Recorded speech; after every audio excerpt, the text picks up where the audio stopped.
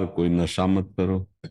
अगर ये शराब मांस पराई माताओं बहनों की तरफ गंदी दृष्टि करना, अगर ये नहीं करोगे तो आपका जीवन इधर भी मंगलमय रहेगा और शरीर तो छूटेगा ही एक न दिन, वो छूटने के बाद भी मंगल रहेगा। इसलिए बड़े भाग्यशाली हो कि आपको श्री धाम वृंदावन में होली मनाने को श्री जी ने सौभाग्य दिया। तो ये कभी मत करना। कोई इनमें से शराब पीता है? जी था मेरा। महाराज जी मैं 14 गोलियां रोज खाता था शराब छोड़ने के लिए।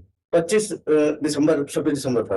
आपने बोला कि आप लोग नशानी आप लोग, महाराज जी कृपा ऐसी हुई है कि एक दिन मैं गया पीने, मुझे लगा कि आप ही खड़े हो और बिल्कुल नहीं जाना होगा। श्री जी आप थे महाराज जी, साक्षात आप कह रहे थे, मेरी हिम्मत नहीं हुआ जाने की। जी हमारी लाडली जो बल देती है श्री जी का बल, ये राधा किशोरी का बल है हमारा। महाराज जी मैं तो होली वाले दिन में शराब पीता था, आज कृपा से देखो मैं पिछली होली की बात है, बिल्कुल पिछली होली की।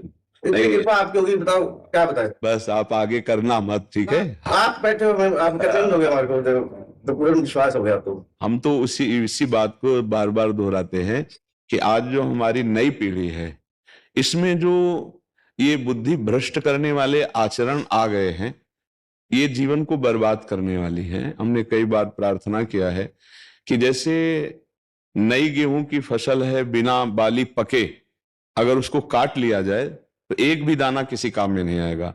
ऐसे कम से कम 20 वर्ष की अवस्था तक यदि ब्रह्मचर्य रहा जाए और फिर धर्म पूर्वक गृहस्थ को स्वीकार किया जाए तो हमारी गृहस्थी, हमारा जीवन मंगलमय होगा। ये जो छोटी छोटी अवस्थाओं में बच्चे ब्रह्मचर्यहीन हो रहे हैं और नशे कर रहे हैं, हम तो बड़े स्कूलों में पढ़े ही नहीं, छोटे से भाग पढ़े थे। हमें बताया जाता है कि आजकल स्कूल में नए जो यूथ बच्चे हैं तो वो ड्रग्स लेते हैं, वो इंजेक्शन नशे का लेते हैं, नशे की गोलियां लेते हैं। तो ये जो आचरण है ये थोड़ी आपकी जीवन को ऐसी जगह मोड़ कर ले जाएंगे जहां आप पश्चाताप भी नहीं कर पाएंगे और आपका जीवन नष्ट हो जाएगा।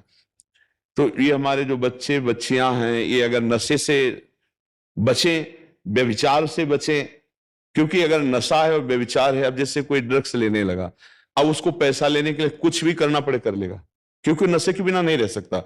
अगर वो मतलब स्त्री शरीर है या पुरुष शरीर है, उसको कुछ भी करना पड़े। जब ऐसी परिस्थिति आ जाती है तो फिर वो चोरी में उतर जाते हैं, हिंसा में उतर जाते हैं, क्योंकि नशे के बिना नहीं जी सकते।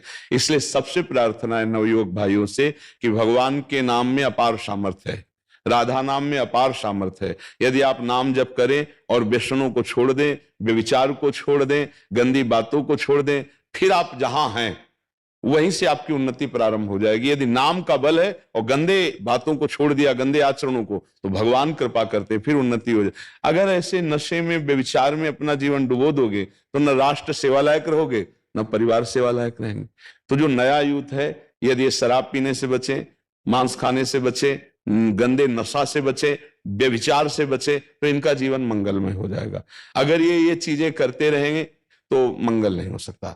नाम जब सब कुछ छुड़वा देगा आपका, जैसे अभी इन्होंने बताया कि मैं 14 टेबलेट खाता था पर मैं नहीं छोड़ पाया। देखो यहाँ कोई चमत्कार नहीं है, यहाँ किशोरी जी का महल, उनकी कृपा है। अगर किसी का कुछ परिवर्तन होता है तो राधा नाम का प्रताप है, उसी से परिवर्तन होता है। यदि आप राधा नाम जप करें और हिम्मत करें तो आप गंदे से गंदे नशा को छोड़ देंगे। और अगर नशा रहित जीवन है, व्यभिचार रहित जीवन है और नाम जप कर रहे हो, तो फिर जो पदवी चाहोगे प्राप्त हो जाए। जब भगवान मिल जाते हैं तो लौकिक संपत्ति की क्या बात। इसके बिना किसी का मंगल नहीं हो सकता। चाहे जितना तुम धन कमा लो, चाहे जितना पढ़ लिख लो, यदि तुम व्यसन करते हो, व्यभिचार करते हो, तो अशांत रहोगे, तुम्हारा मन सुखी नहीं रहेगा। मन नहीं सुखी तो 12 रुपया पैसा किस काम का। और अगर हमारा मन प्रसन्न है तो हम नमक रोटी खा के भी आनंदित रह सकते हैं। और मन ही अशांत है, पाप करने वाले का मन कभी प्रसन्न नहीं हो सकता। पाप करने वाले का मन भय, चिंता, शोक से युक्त रहता है। इसलिए हर जीव चाहता है कि हमारा शरीर सुरक्षित रहे। तुम जिन जीवों के शरीर का मांस खा रहे हो वो भी ऐसे सुरक्षित चाहते थे जीना, लेकिन तुमने उनका मांस खा